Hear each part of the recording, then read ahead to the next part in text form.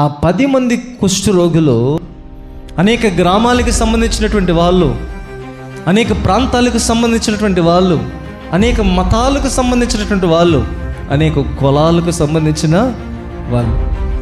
ఒకప్పుడు కుష్ఠరోగము లేనప్పుడు ఒకరిని ఒకరు అంటరాని వారిగా చూసుకునే వాళ్ళు. ఒక కుష్ఠరోగము వారి మతాన్ని మరిచిపోయేటట్లు చేసింది, వారి కులాన్ని మరిచిపోయేటట్లు చేసింది, వారి యొక్క ప్రాంతీయ భేదమును మరిచిపోయేటట్లు చేసింది. 10 మంది కూడా ఒకే స్థానంలో కూర్చొని ఒకే దగ్గర ఉన్నారంట. అంటే రోగం వస్తేనే తెలిసిందా మీరంతా ఒక్కటేనని? రోగం వస్తేనే తెలిసిందా మనము ఐక్యతగా ఉండాలని? అంటే అంతకుముందు వాళ్ళకి తెలియలేదా? ఆలోచించండి. ఇంకా ఈ లోకంలో మనుషులు కులం మతం అని కొట్టుకొని చేస్తూ ఉన్నారు. పిచ్చోళ్ళు, మీరు అంటరాని వాళ్ళు, మీరు కులం తక్కువ వాళ్ళని చేసి మాట్లాడుతున్నారు. ఆడికి రోగం వస్తే ఎక్కడ పోతాడు తెలుసా?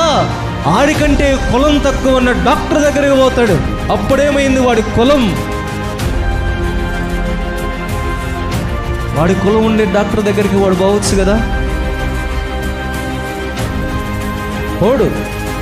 ఈ కుల పిచ్చి పట్టి ఎక్కడికి వచ్చారు ఇప్పుడు? మృతుల లోయలోనికి వచ్చారంట 10 మంది కుష్ఠరోగులు. మీరందరూ కలిసిపోండి యెరూషలేముకి, దేవాలయానికి పోండి. మీరు వెళ్ళి మీ యొక్క దేహాన్ని యాజకులకు కనపరచండి అని చెప్పాడు. అక్కడ కులానికి చోటు లేదు, మతానికి చోటు లేదు. ఎందుకు తెలుసా? అక్కడ అందరూ దేవుని దృష్టిలో సమానమే. ప్రభు అంటాడు, యేసుక్రీస్తు అందరికీ ప్రభు అంటాడు. అందరికీ.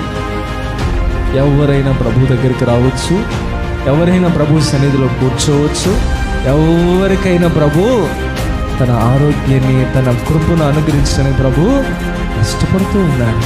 అంత గొప్ప దేవుడు అయినా